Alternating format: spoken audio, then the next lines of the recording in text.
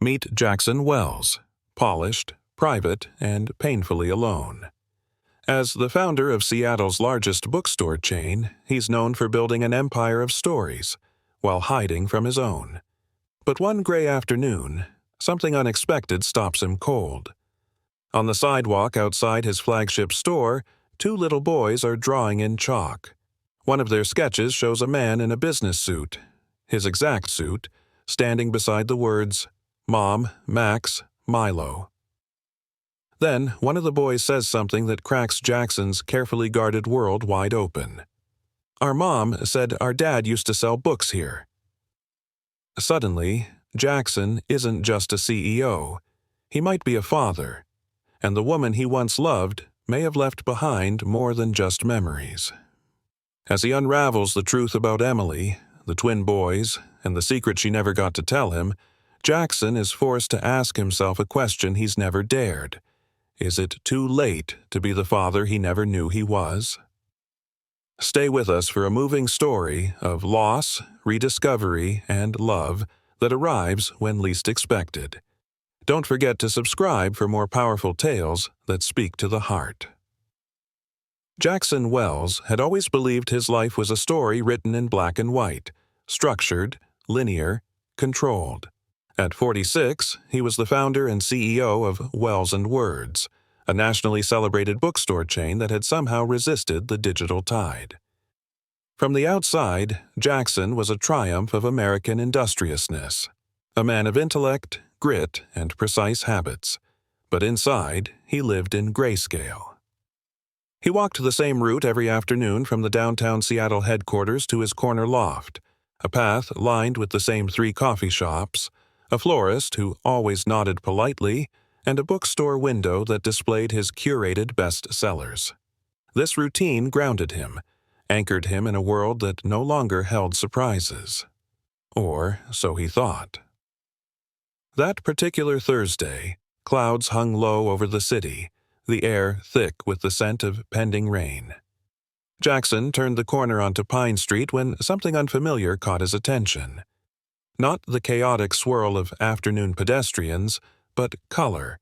Raw, unfiltered color splashed across the gray sidewalk outside his flagship store. Children. 2 boys, maybe 7 or 8, knelt close together with sticks of sidewalk chalk clutched in their small hands. Their fingers were dusted in pastels, and their worn jeans bore the streaks of earlier masterpieces. He wouldn't have noticed them if it weren't for the drawing between them. It was a man. A figure drawn in bold strokes of white and gray chalk, standing upright in a black suit and red tie, hair neatly combed to one side, holding a book in one hand. Beside him were the names Mom, Max, and Milo. Jackson froze. The likeness was uncanny.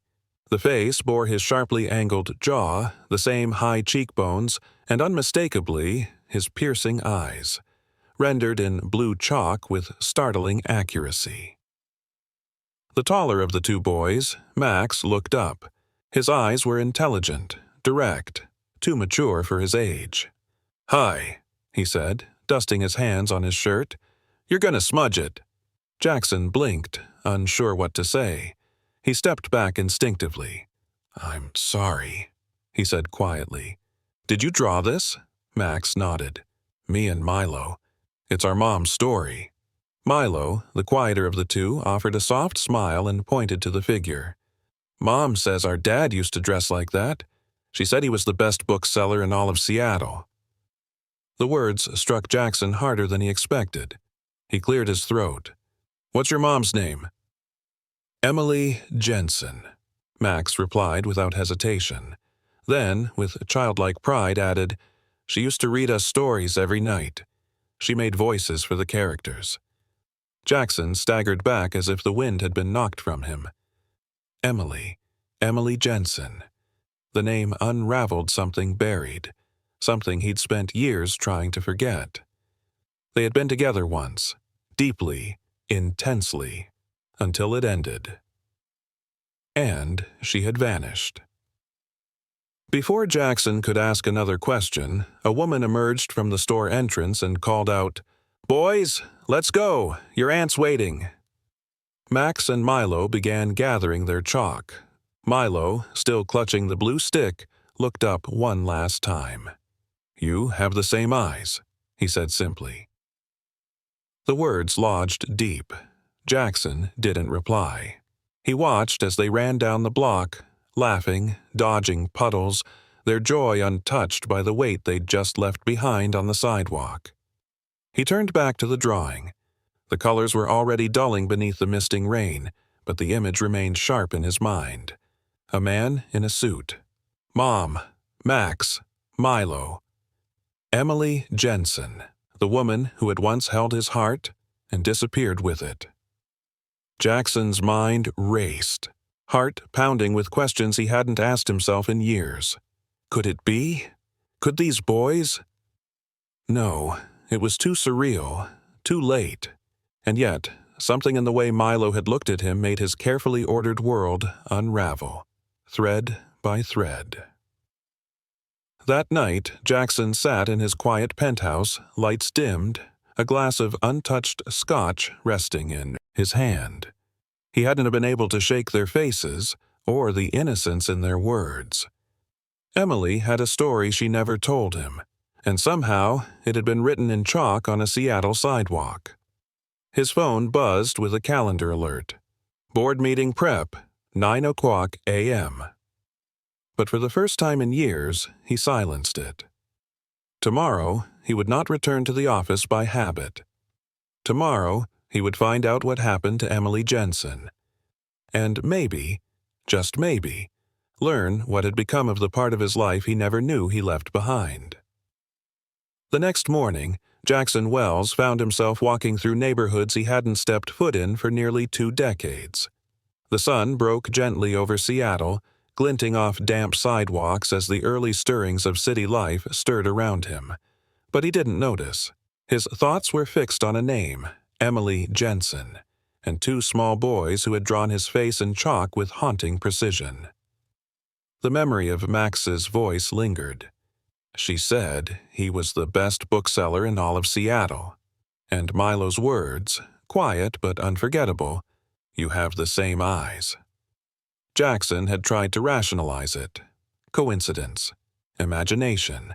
But deep inside, beneath the armor of his disciplined life, something ancient stirred. Hope. Or was it guilt? He had known Emily back when Wells and Words was a single storefront off Pike Street. She was young then, full of wild ideas and laughter that echoed through the aisles. She'd bring him new authors, read poetry aloud after closing, dream of opening a children's section built like a castle. Jackson, already fixed on expansion, had admired her spontaneity, but feared it too.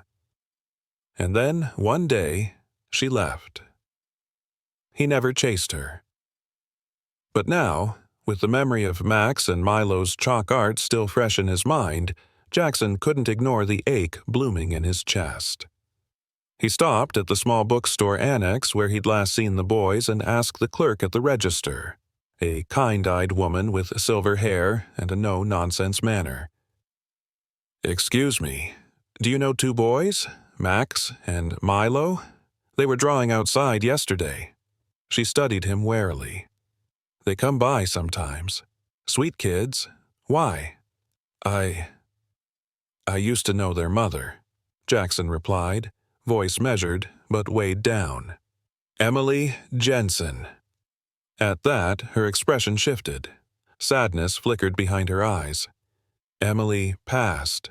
A year ago." The words hit like a punch to the ribs. Jackson felt the floor shift beneath him. "How?" he managed. "Car accident. She was on her way to pick the boys up from their after-school program." The woman's tone softened. "They were staying with her sister at the time, still are. She's doing her best, but it's been hard. The boys still talk about their mom like she's in the next room." Jackson swallowed the lump in his throat. "Where can I find them?" She hesitated, then slid a small slip of paper across the counter. "They live on Rainier Avenue, old brownstone, 2nd floor. Just be gentle. Those boys have been through enough. Jackson nodded, thanking her quietly. As he stepped out into the street again, he felt the weight of a decade pressing into his chest. Emily was gone, and 2 boys, his boys, were left behind. The brownstone was modest, its paint chipped and stairs creaking under his steps. He hesitated at the door, hand raised to knock, then stopped. What right did he have? Then he heard it. Laughter, high-pitched and unmistakable.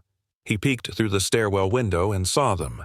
Max and Milo, crouched on a worn living room carpet, huddled over an open book. One was reading aloud, the other supplying sound effects, both utterly immersed in their world.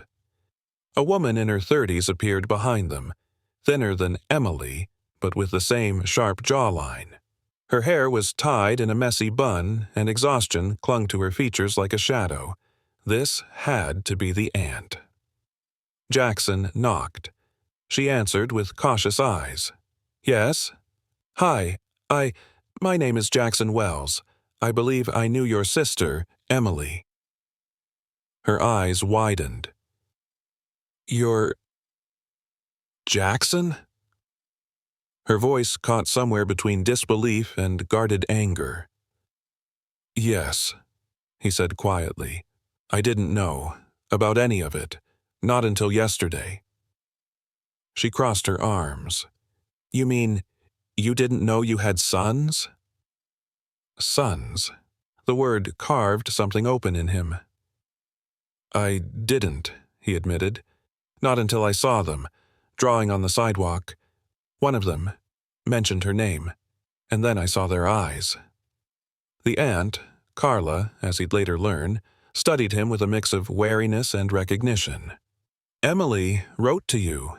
After she left. She mailed you a letter when she found out she was pregnant."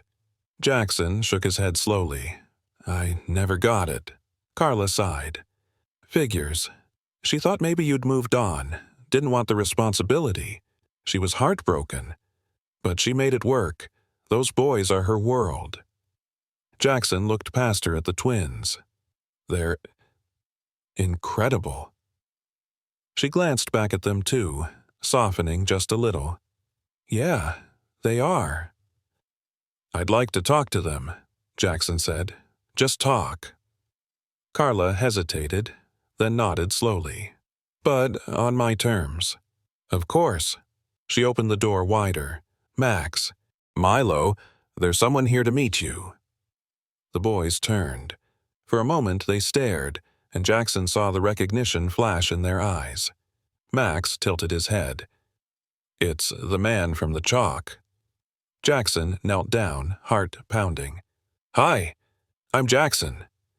Milo stood slowly, then whispered, "That's the name Mom used to say when she thought we were asleep." Jackson Wells sat awkwardly on the edge of a faded armchair, his posture tense as if afraid the boys might vanish if he moved too quickly. Max and Milo hovered across from him, still holding their book, though neither seemed interested in finishing the chapter. Carla remained nearby, arms folded, keeping her protective distance but watching every move like a hawk. The apartment was small, modest, cluttered with signs of childhood. Scattered crayons, worn sneakers by the door, cereal boxes lining the top of the fridge. It wasn't luxury, but it was lived in, real. And somehow, that made it more humbling than any corporate office Jackson had ever walked into. He cleared his throat gently. "That book, what are you reading?" Milo looked down at the cover. "Where the Red Fern Grows." Jackson smiled softly. "One of my favorites when I was your age." Max raised a skeptical eyebrow. "You read this when you were a kid?" "Every page," Jackson replied genuinely, "though I cried at the end." Max gave a nod of approval, clearly warming slightly. "Yeah, it's kind of sad." Milo added quietly, "Mom used to read it to us. She cried too." Silence fell for a moment, heavy and reverent. Jackson's voice dropped. "She was a good reader, and a good person." Carla's eyes flicked toward him, a flash of gratitude, brief but unmistakable. Max stared at him. "Did you know her when she was our age?" Jackson chuckled, the sound brittle but real. "I think I was just a little older than you two when we met. She came into my bookstore one rainy afternoon, had a stack of used poetry books and a smile that made you forget the weather." The boys listened, wide-eyed. "She used to say," he continued slowly, "that stories are homes. Not just things we visit, but places we carry with us. I didn't understand that back then." Milo's brow furrowed. "Do you understand now?" Jackson looked at him, struck by the boy's quiet depth. "I think I'm starting to." Carla exhaled audibly, walking toward the kitchen. "I'll make tea." Max leaned forward slightly. "So, you sell books?" "I used to. Now I help run a whole chain of bookstores across the country." "That's kind of cool," Max admitted, trying to sound unimpressed, but failing. "I think it's cool," Milo whispered, "but I like the one store better, the one in the drawing. Mom said it used to be magical." Jackson's heart clenched. She wasn't wrong. The boys exchanged a look before Max finally asked, "So, why did you never come find us?" The question landed like a blow. Jackson felt it in his ribs. "I didn't know," he said slowly, painfully. "I didn't know about you until yesterday. And when I saw that drawing, it changed everything. I had to know who you were." "You're him," Milo said softly. "The man in the suit. Mom said he sold dreams." Jackson swallowed hard, blinking back the emotion threatening to betray him. "She gave me more credit than I deserved." Carla returned, 3 mugs in hand, and offered one to Jackson. Emily always saw the good in people, even when they didn't see it themselves. He took the mug, meeting her eyes. "I failed her. You were young. She never blamed you, she just moved forward, for them." Jackson turned toward the boys again. "I don't want to disrupt your lives. I just want to know you, to understand what I missed." Max studied him. "So, you don't want to take us away or anything?" "No," Jackson said firmly. "I want to be in your world, if that's okay with you." The boys glanced at each other. Something unspoken passed between them. Milo finally nodded, a small, shy motion. "You can visit. Maybe tell us more stories." Jackson's smile broke through the grief like morning sun. "I'd love that." Max looked him up and down, still wary but warming. "You're gonna need better sneakers. We walk a lot." Jackson laughed, caught off guard. "Noted." Later, as he stood to leave, Carla walked him to the door. "They'll ask more questions. Just be honest." "I will," Jackson promised. "Carla, thank you for everything you've done for them." She gave a sad smile. "They're not just Emily's boys. They're her legacy. And now, they're yours too, whether you're ready or not." Jackson looked back one last time at Max and Milo, who were already drawing again. This time, a new scene. 3 figures, a bookshop, a tall man holding 2 smaller hands. As he stepped into the brisk Seattle air, Jackson felt something shift inside, a door, long sealed, cracking open. The morning after meeting Max and Milo, Jackson sat in his study, sunlight pouring through the tall windows but failing to warm the heavy air. His leather chair creaked beneath him as he leaned forward, elbows on his knees, a worn photo of Emily clutched between his fingers.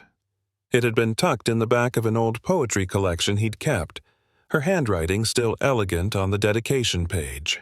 To Jackson, for every story we never got to write together. That line haunted him now. He couldn't stop replaying the way Milo had looked at him. Curious, cautious, but open. And Max, already protective, already skeptical, he was going to take more time. Jackson understood. Trust wasn't something you earned with just a smile and a story about their mother. His phone buzzed beside him. Carla. "Hello? They're asking about you," she said without preamble. "Max wants to know if you're coming back." Jackson blinked, stunned. Today? Only if you want to. I'll be there in an hour. He arrived with 2 boxes tucked under his arm, one filled with pastries from a local bakery, the other with puzzles and books he remembered loving as a kid. Carla opened the door, raising an eyebrow. You're buying their affection with sugar and stories. He gave a lopsided grin. I'm working with what I know. She stepped aside, letting him in. They're in their room, drawing again. The boys looked up as he entered. Hi, Milo said, brightening. Max looked at the box. Is that food? Jackson held it out. The kind that makes dentists nervous. As they settled around the small kitchen table, the air began to ease. The boys devoured the pastries with enthusiastic approval, powdered sugar dusting their fingers. Jackson listened as they talked about school, their favorite cartoons, the neighbors who always argued loudly on weekends. After a while, Milo looked up. Do you still sell books? Jackson shook his head. Not exactly. I run the business side of things now. I don't work in the stores anymore. Max shrugged. That's kind of boring. Jackson laughed. It is, actually. The conversation shifted, growing deeper. Did you love our mom? Milo asked softly, gaze fixed on the table. Jackson's heart ached. More than anything, but I was young and foolish. I made mistakes I can't undo. Max stared at him. Like what? Like letting fear win, like thinking success meant not needing people, like leaving when I should have stayed. Silence followed his words. Then Milo whispered, She told us you used to write stories. Jackson nodded, surprised. I did. Do you still? Max asked. No. Jackson said honestly. I stopped when I lost her. Milo looked at him, hopeful. Will you write again? Jackson met his gaze. Maybe, with your help. Later, they sat on the floor surrounded by puzzles. Jackson tried to assemble a castle scene, but the pieces refused to cooperate. Why is this corner a dog's face? He muttered. Max burst out laughing. You flipped it upside down. Milo giggled too. You're terrible at puzzles? Jackson held up his hands. Guilty. They were laughing, together, genuinely. The sound filled the apartment like sunshine. Carla watched from the kitchen, arms crossed but smiling. That's the first time they've laughed like that in months. Jackson looked up. Then today was a good day. As evening approached, he stood to leave. Milo grabbed his wrist, eyes wide. You'll come back, right? Jackson knelt down to his level. I'll always come back. You have my word. Max lingered by the door, hesitant. Then, just before Jackson stepped out, he called out, Hey! Jackson turned. You forgot your books. He handed Jackson one of the storybooks from the pile. For next time, Max said. Jackson held the book against his chest. Next time. The door closed softly behind him, but the boys' voices still echoed in his ears. Back in his car, Jackson exhaled deeply. This wasn't just about making up for the past. It was about building something new, something better. As the city lights blurred past his window, he realized something surprising. He wasn't scared anymore. He was beginning to feel like a father. The next morning, Jackson arrived earlier than usual, carrying a modest armful of groceries and a bag of supplies for a Saturday morning breakfast project. He knocked lightly, but before Carla could answer, the door flew open. Are we making pancakes? Milo's hopeful voice was unmistakable. Jackson chuckled. That depends. Do you like blueberries or chocolate chips better? Both, Max chimed in from the living room. Carla leaned against the doorway, coffee mug in hand, studying him with that same wary amusement. I didn't peg you for a domestic type. I didn't peg myself for one either, Jackson replied with a grin, until I met these two. The boys took to the kitchen with excited chaos, splattering flour and drizzling syrup in equal measure. Jackson guided them gently. laughing at Milo's overzealous egg cracking and Max's very scientific approach to measuring pancake mix. The apartment filled with the smell of vanilla and butter, and for a moment it didn't matter that they were three strangers trying to rewrite history. It felt like a beginning. After breakfast, the three of them settled on the living room rug with a stack of old picture books. Jackson opened one, flipping to the first page before pausing. "I used to read this to someone," he said quietly. "Was it Mom?" Milo asked, his voice soft. Jackson nodded slowly. "She loved books. We used to spend hours at the bookstore just reading together."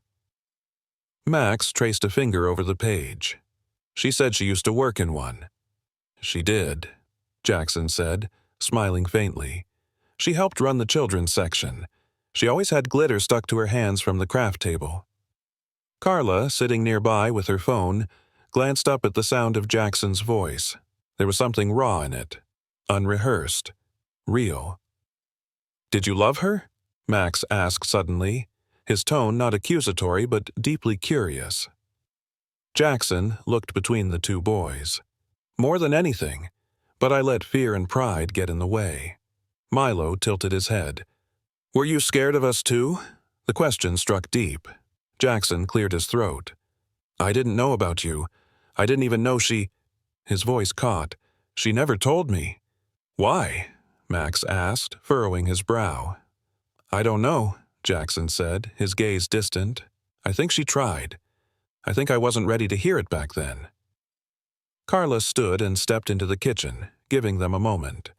She didn't want to intrude, but her heart ached at how tenderly Jackson was trying to piece together the shattered corners of something he never knew he had. "I have something for you," Jackson said after a beat, reaching into his bag and pulling out a small, leather-bound notebook. "What is it?" Milo asked. "It's a journal," Jackson explained. "Your mom and I used to write stories in one like this. Little poems, doodles, thoughts. I thought maybe we could start one together." Max took it carefully, running his fingers over the cover.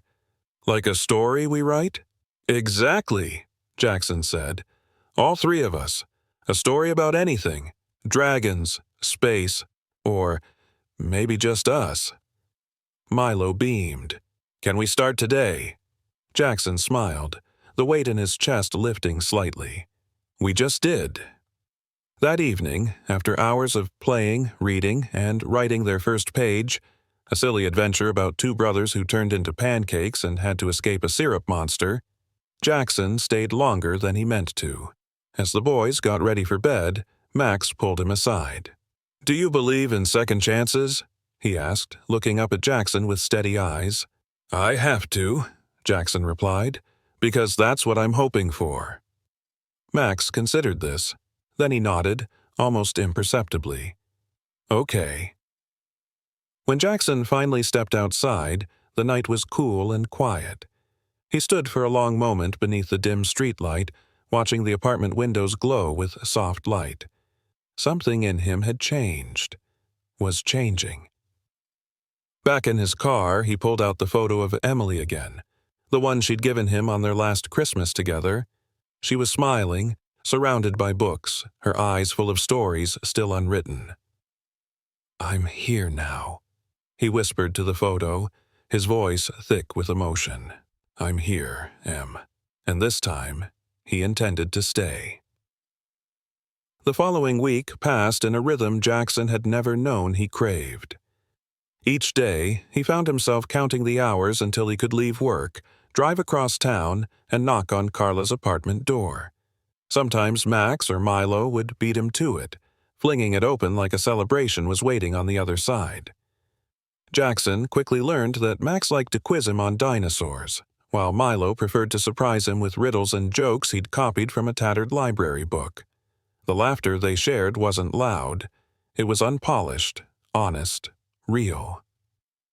Friday evening, the air crisp with the early bite of fall, Jackson brought over a puzzle, a massive 1,000-piece illustration of a hot air balloon festival.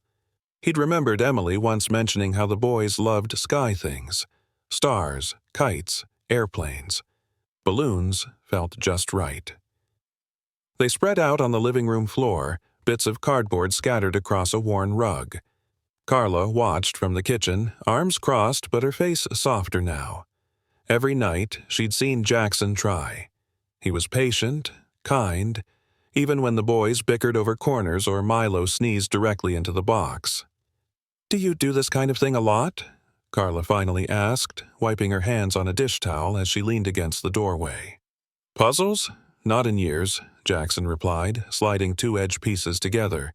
"I used to. Emily loved them. We'd work on the same one for a week, piece by piece, glass of wine between us." His voice faltered, memory thickening his words. Carla nodded slowly. She used to call puzzles her way of calming storms. Jackson smiled at that. "That sounds like her." There was a beat of silence before Milo broke it by pointing to a piece and squealing, "That's the red balloon's eyeball." Jackson laughed.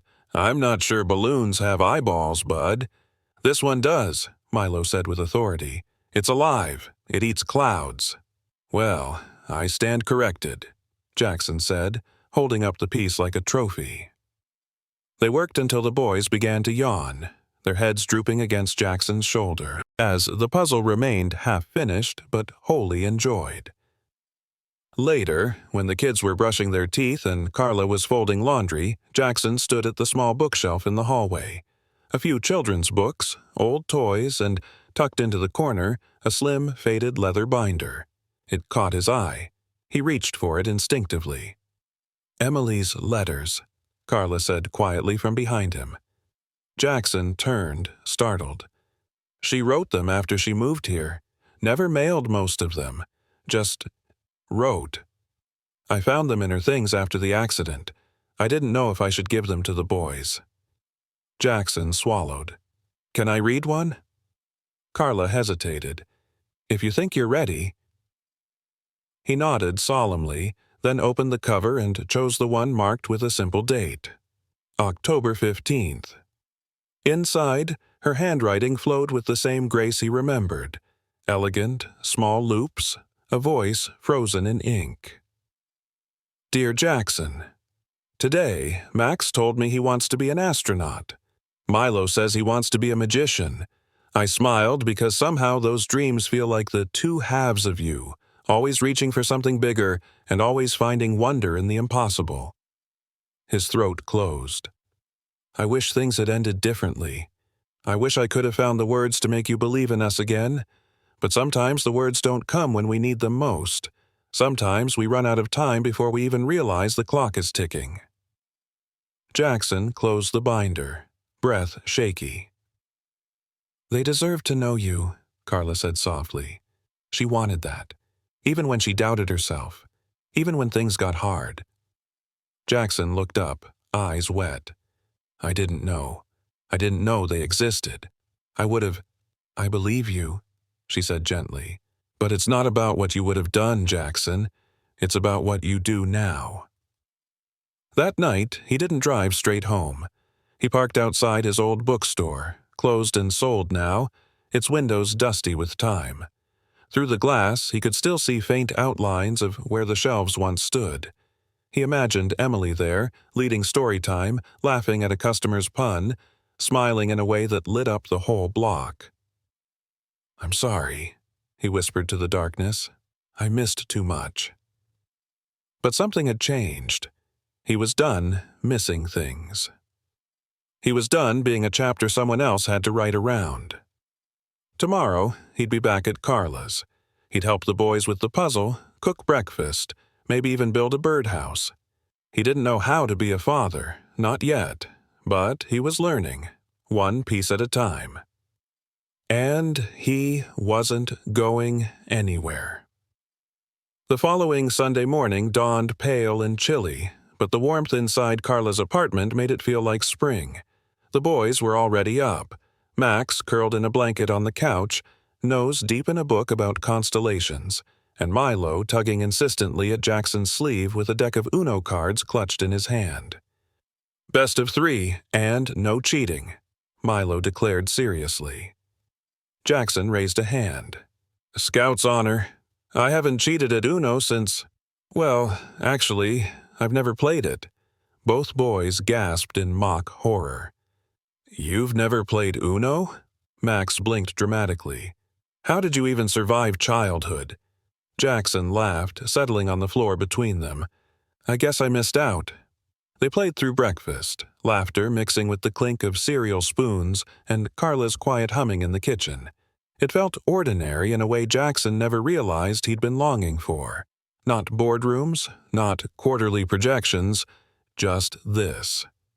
These moments. Later, they set out to the bookstore together. Jackson's old flagship store on Pine and 7th, the one he'd built from scratch before selling the chain 5 years ago. It had recently changed ownership, but the name remained the same. Turn the page. The boys had begged to see it, eyes wide with wonder when they learned their mom had once worked there. Carla had given her blessing, albeit with a stern look that said, "Don't disappoint them." The new owner, a young woman named Harper, recognized Jackson immediately. "Mr. Wells, wow, this is an honor. Are you here for the anniversary event? We've got a kids' corner going today, face painting, story time." "Actually," Jackson smiled, resting a hand on each boy's shoulder, "I was hoping to show these two around. Their mom used to work here. Her name was Emily Jensen."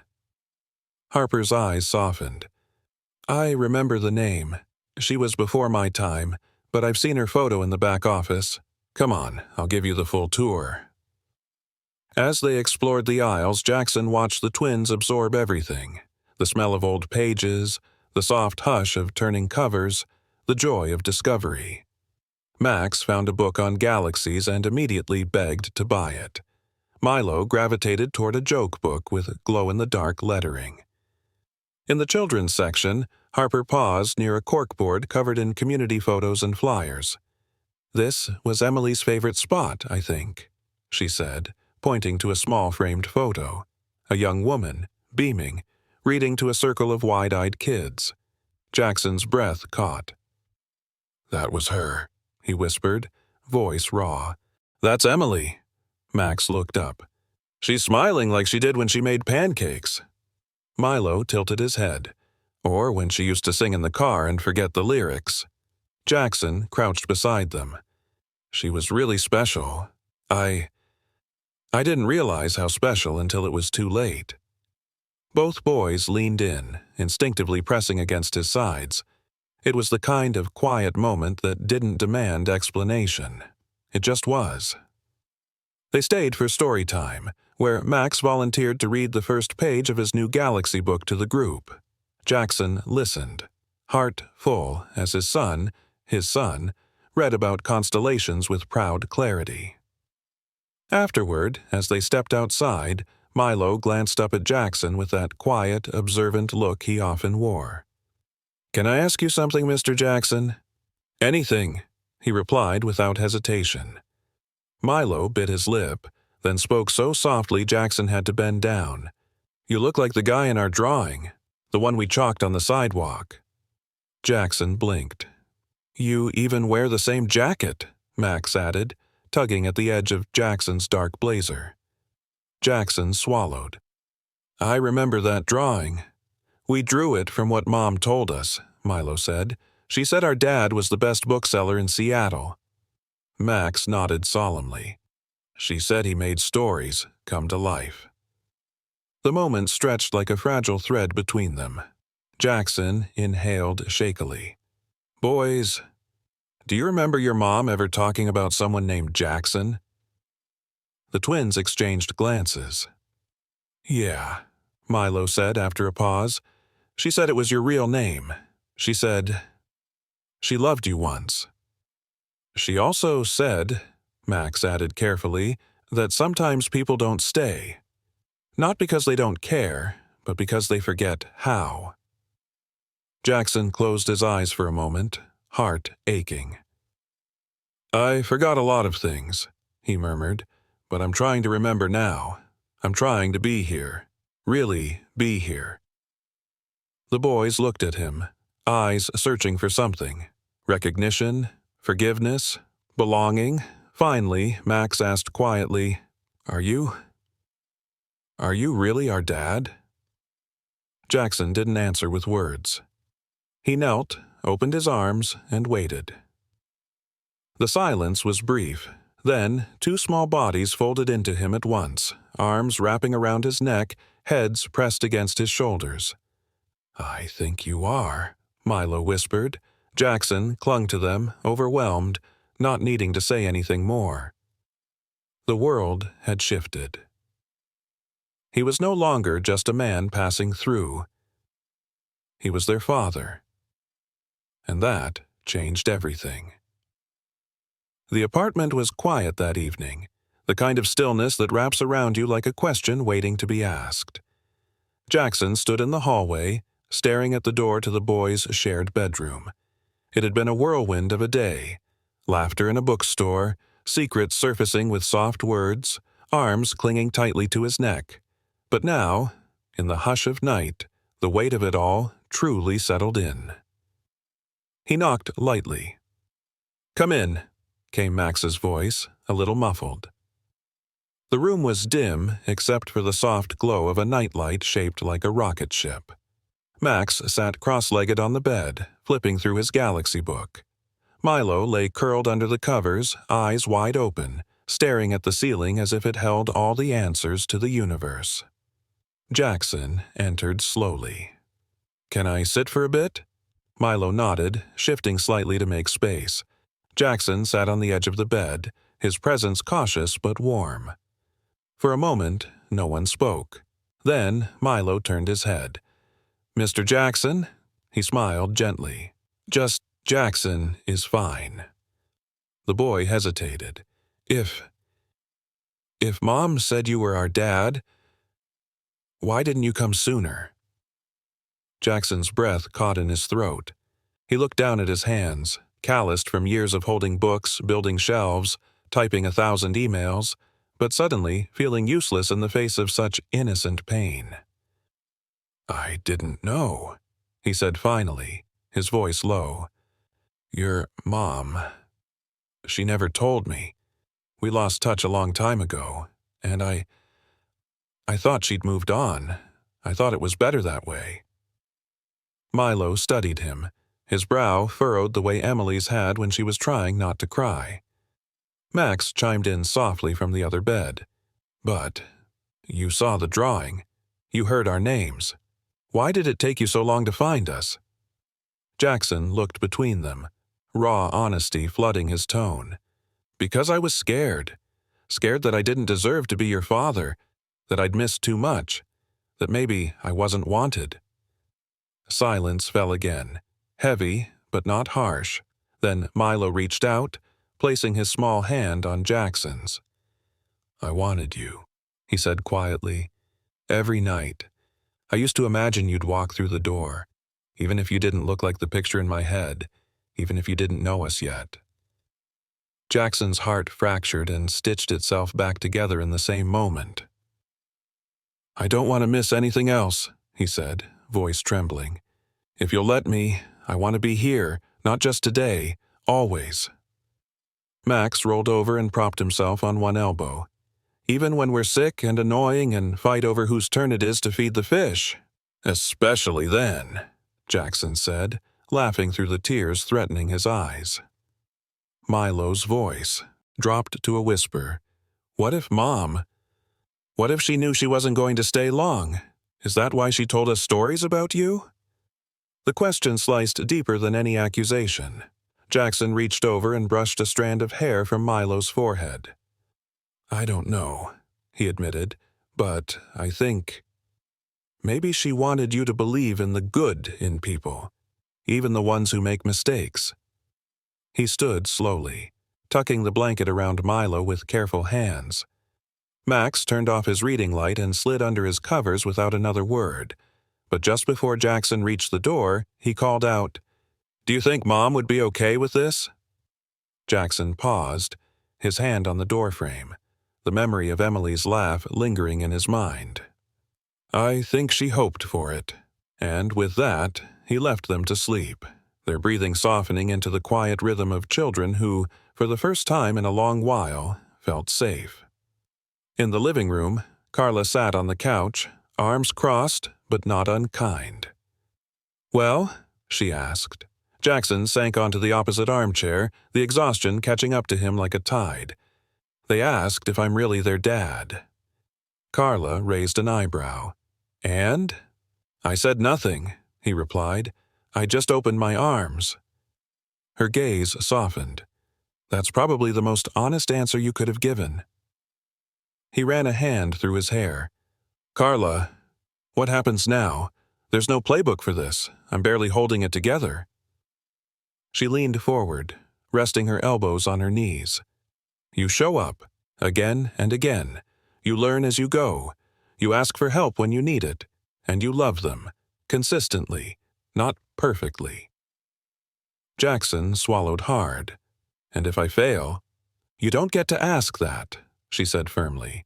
"Not when you've already missed years. You move forward, not backward. Emily believed you could do this. Don't prove her wrong." Her words echoed in his heart long after the apartment grew quiet. That night, Jackson didn't return to his condo in the city. He stayed on Carla's couch wrapped in an old Afghan blanket, a paperback copy of Goodnight Moon clutched loosely in his hand, borrowed from the boy's shelf. And when he finally drifted to sleep, it was with the image of Emily smiling in that photo, hopeful, trusting, maybe even proud. The morning sun filtered through faded curtains, casting warm lines across the living room floor. Jackson stirred on the couch, blinking away sleep as the sounds of a household waking up filled the air. Light footsteps, the clinking of cereal bowls, a kettle beginning to hiss. For the first time in years, the morning didn't begin with a boardroom agenda or a sales report. It began with the faint sound of Max laughing down the hallway and Milo humming a song their mother must have taught them. Carla appeared in the doorway, her hands wrapped around a chipped mug. "Coffee's fresh," she said softly, offering it to him. Jackson sat up slowly, his back stiff but his heart remarkably light. "Thanks," he murmured, accepting the mug. "I needed that." She studied him for a beat, then asked, "You sleep okay?" "I did," he said, a note of surprise in his voice. "It's been a long time since I fell asleep that easily." Before she could respond, a knock at the front door interrupted them. Carla frowned slightly. "That's early." Jackson set his mug down, his senses tightening. Something about the knock felt deliberate, not neighborly or routine. Carla opened the door and was greeted by a woman in a slate-gray pantsuit, her posture crisp with purpose. Behind her stood a man holding a folder. "Carla Jensen?" the woman asked. "Yes," she said warily. "I'm Marlene Greer, legal counsel for Ms. Janine Palmer. She's petitioning for full custody of Max and Milo Jensen." Jackson rose instinctively. "What?" Greer turned, assessing him. "And you are?" "I'm Jackson Wells," he said firmly. "Their father." The male assistant opened the folder, producing documents stamped and signed. Greer handed them to Carla. "Ms. Palmer believes the boys' current environment is unstable. She's concerned about their emotional well-being following the loss of their mother and about your capacity to provide full-time care." Carla's eyes burned. "I've raised them since Emily passed. She trusted me." Greer didn't flinch. "Nonetheless, Ms. Palmer has filed an emergency hearing. You'll both need to appear in court by the end of the week." Max and Milo appeared in the hallway, frozen in place. "Are we in trouble?" Max asked, voice trembling. "No, baby," Carla said quickly, bending down. "Everything's going to be okay." But Jackson saw the fear in her eyes, and in his own chest, a storm was already forming. 2 days later, the family stood outside a modest courtroom, dressed in their Sunday best. Milo gripped Jackson's hand tightly. Jackson could hear the boys whispering to each other, trying to make sense of the grown-up chaos that surrounded them. Inside, Janine Palmer sat with her lawyer, her face set in grim resolve. She was Emily's cousin, estranged for years until she showed up after the funeral with apologies and assumptions. The hearing began quickly. Greer wasted no time laying out her client's case. The boys needed structure, stability, someone with parenting experience, not a grieving aunt, not a man who had only just entered their lives. "She's trying to rip them away from everything they know," Carla whispered through gritted teeth. Jackson's jaw clenched. When it was his turn, he stepped to the stand, every step echoing like a gavel in the quiet room. "I didn't know about Max and Milo," he said plainly, looking the judge in the eye. "I wasn't given the chance to, but now that I do, I won't walk away. I've built companies, teams, brands, but I've never built anything that matters more than this." Greer stood. "Mr. Wells, you have no legal proof of paternity, no record of communication with their mother in the last decade." Jackson reached into his coat pocket. "I have something better," he said. He held up a letter, its edges worn, Emily's handwriting unmistakable. "She wrote this before she died. It's her words, Your Honor. I'd like to read it." The judge nodded. Jackson unfolded the page, his voice cracking as he began. "If you're reading this, Jackson, it means you finally found them. I didn't want to leave this world without trying, one more time, to connect you with our boys. They're everything I dreamed of for us. They don't need a perfect dad. They just need one who stays. If you're still out there, don't be afraid to try." The courtroom held its breath. When he finished, Jackson looked up. "I've made mistakes, but I won't let my fear be one of them again." The judge leaned back, studying him, then turned toward Carla. "You've done an admirable job, Ms. Jensen.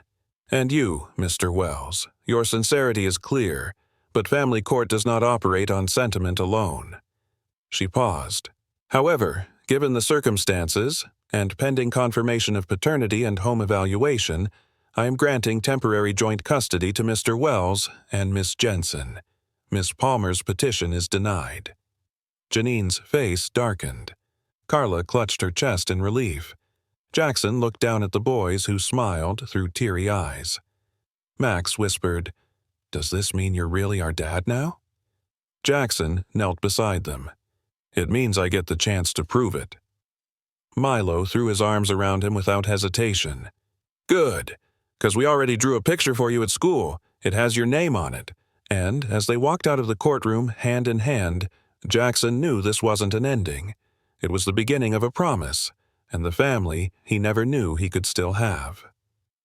The air outside the courthouse felt different, lighter somehow, as if a burden had quietly lifted from the shoulders of everyone who walked out those heavy doors. Jackson stood there, the crisp afternoon sun warming his face as Max and Milo raced ahead on the sidewalk, their laughter unrestrained. He watched them like a man seeing his sons, not just with his eyes, but with a part of himself that had been asleep for years. Carla stepped beside him, her expression still processing the magnitude of what they'd just won. "We have a shot now," she said quietly, watching the boys. "Thanks to you."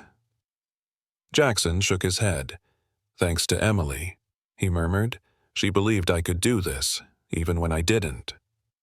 They returned to Jackson's home that evening, not as guests, but as a family learning to breathe in the same rhythm. Max immediately ran to the living room and sprawled across the floor, pulling out colored pencils. Milo followed with a stack of books Jackson had given them last week. Jackson joined them on the floor, tie loosened, sleeves rolled up. "What are you working on, Max?" "I'm drawing us," Max said without looking up, "but this time with you in it." Milo glanced up from his book. "Mom said you used to love books, too." Jackson smiled softly. "I did. Still do." Milo tilted his head. "How come you never wrote us a book?" The question stung more than it should have. Jackson hesitated, then answered truthfully, "Because I didn't know I had the most important story right in front of me." Max stopped coloring and looked up. "But you're here now. That's what counts, right?" Jackson reached out, gently tousling his son's hair. More than anything. The following week, Jackson brought Carla and the boys to the downtown building that had once been his headquarters. The lobby still bore his name etched in brass, but he barely glanced at it as they stepped into the elevator. "Why are we here?" Milo asked, clutching Jackson's hand tightly. "I want to show you something," Jackson said as the elevator rose. When the doors opened, the top floor revealed a stunning, glass-paneled space bathed in a natural light overlooking the Seattle skyline. But today, desks and monitors had been cleared. In their place, blueprints lined the walls and easels held architectural sketches and design plans. "This," Jackson said, gesturing around them, "is the start of something new." Carla walked slowly to one of the tables, where a model of a school sat. Tiny desks, playground structures, classrooms painted in vibrant colors. "It's a STEM learning center," Jackson explained. "For kids like Max and Milo. For kids like me, who grew up without a road map but had dreams too big for their pockets." Milo leaned in, examining the miniature slides and jungle gyms. "Is this going to be our school?" Jackson knelt beside him. "It's going to be a school for a lot of kids, but yes, you'll help me build it. Every decision, every idea, we'll do it together." Carla turned to him, stunned. "You're serious?" Jackson nodded. "I'm stepping down officially. This company, it gave me a legacy. But I want the next chapter of my life to mean more than stock shares and headlines. I want it to mean something for them." Max looked up, wide-eyed. "Can I name one of the classrooms?" Jackson laughed.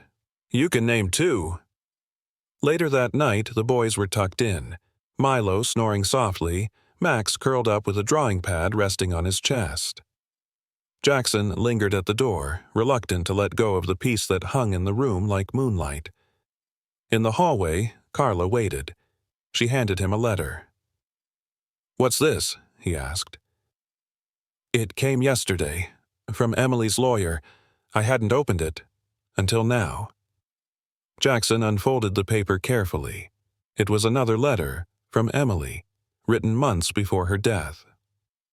"Jackson, if you've come this far, you've already proven what I always believed. You were never heartless, just hurt. I wish we had more time, but I know our boys will have what I didn't. A father willing to try. Tell them about me when they ask. But more importantly, show them what love looks like when it's brave enough to stay." Tears welled in his eyes. Carla gently touched his arm. She knew. He nodded, voice thick. "I hope I can live up to that." "You already are." They stood there for a moment, both knowing the next chapter wouldn't be easy, but it would be real. And real was more than Jackson had dared to hope for when he'd first seen two chalk drawings on a sidewalk.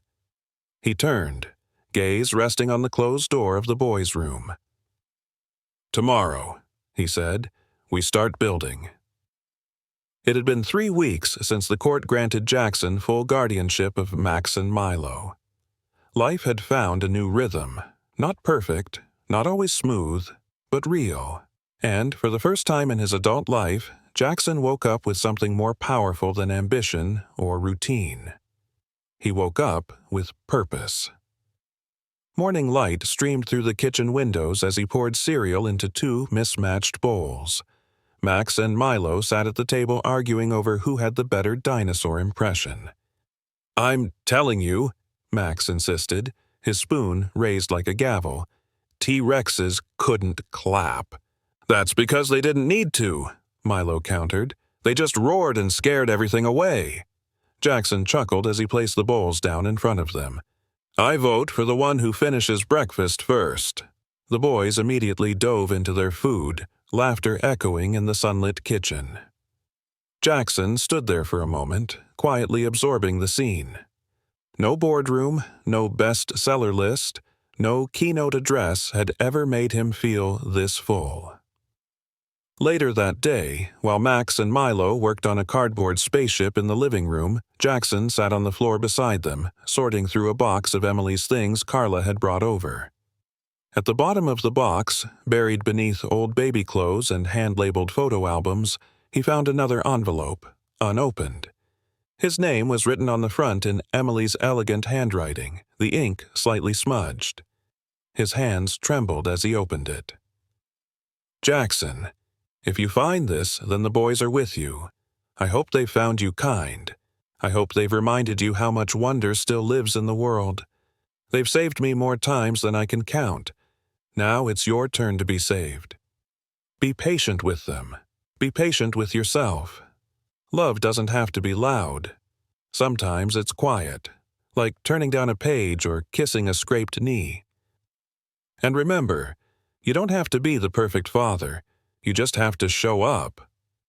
Love always, Emily. Jackson read the letter twice, then folded it against his chest, his breath catching in his throat. "What you reading?" Milo asked, crawling over curiously. Jackson looked down at his son. Yes, his son, and smiled softly. "A letter from your mom." "Is she telling you secrets again?" Max piped up. Jackson laughed through the emotion in his chest.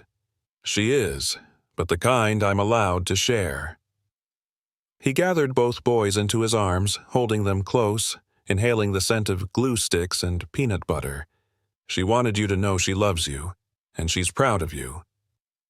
Max rested his head against Jackson's shoulder.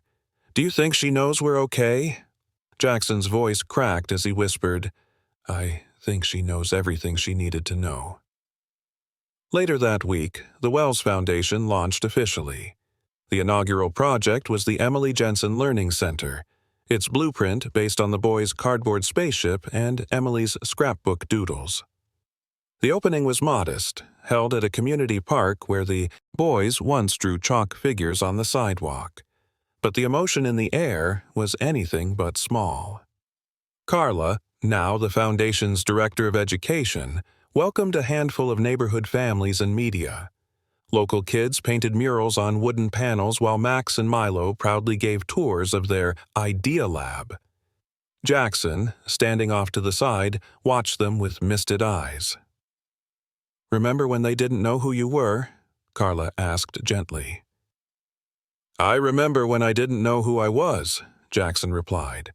"I was just a man who sold stories. Now I'm living one." Just as the ribbon cutting began, Max pulled something from his backpack, a drawing folded carefully, edges worn. He handed it to Jackson in front of the small crowd. "We fixed it." Jackson unfolded the paper and found the same sidewalk drawing he'd first seen months ago. But this time, the suited figure in the middle was surrounded by two smiling boys, and above them, a bright blue banner read, "Our real-life dad. He came back." Jackson's throat tightened. He dropped to one knee and opened his arms, pulling both boys into an embrace. Reporters snapped photos, but none of that mattered. Max whispered in his ear, "Mom said dads don't have to be superheroes, just real." Jackson held him tighter. "Then I'll be the realest dad you've ever known." And for the first time in his life, Jackson Wells, the man who'd once measured his value in book sales and square footage, felt like he belonged. Not because he had succeeded, but because he had stayed. The evening sun dipped behind the Seattle skyline, casting warm gold over the quiet backyard where Jackson stood, watching Max and Milo string paper lanterns along the patio railing. It was their first birthday party together, the first time balloons and cupcakes meant something more than celebration. They meant family. "Dad, do we have enough confetti?" Max called out, holding up a paper tube like a miniature cannon. Jackson grinned. The word still stunned him. Dad. It hadn't come all at once. At first it was Mr. Jackson, then, hesitantly, Jackson. And then, one sleepy night when Max was half dreaming on his shoulder, it slipped out naturally. "Dad, will you stay if I fall asleep?" That had been the turning point. "You have enough confetti to redecorate the neighborhood," Jackson replied warmly. Milo emerged from the kitchen holding a lopsided cake with way too many sprinkles. Carla followed, steadying the tray. 12 candles, 6 for each, she said with a wink, even though technically they're only turning 7.5. Details, Jackson chuckled.